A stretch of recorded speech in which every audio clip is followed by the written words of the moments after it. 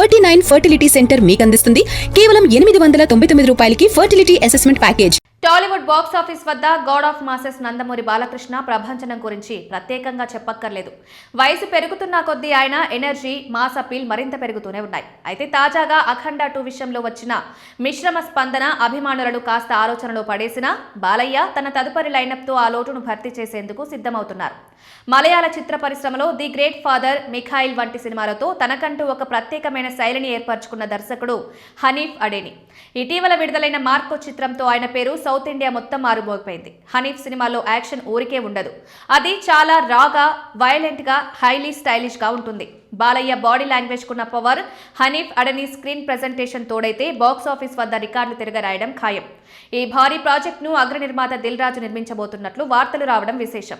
కేవలం తెలుగుకే పరిమితం కాకుండా మలయాళ మేకింగ్ స్టైల్ను అది పాన్ ఇండియా స్థాయిలో ఈ చిత్రాన్ని తెరకెక్కించే ఆలోచనలో ఉన్నారట. ఒక powerful crime thriller, high voltage gangster డ్రామాగా ఈ చిత్రం ఉండబోతుందని టాక్.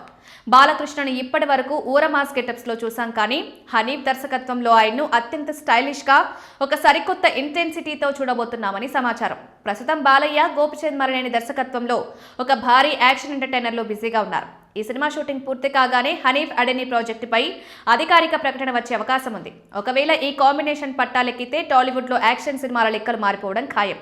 ఒక రకంగా ఈ సినిమా తెలుగు చలనచిత్ర పరిశ్రమలో సంచలనం సృష్టించే అవకాశం ఉందని సినీ విశ్లేషకులు కూడా అంచనా వేస్తున్నారు. హనీఫ్ బాలయ్యను ఎంత రఫ్గా చూపిస్తాడనే దానిపై ఈ చిత్ర విజయం కూడా ఆధారపడి ఉంటుందంటున్నారు.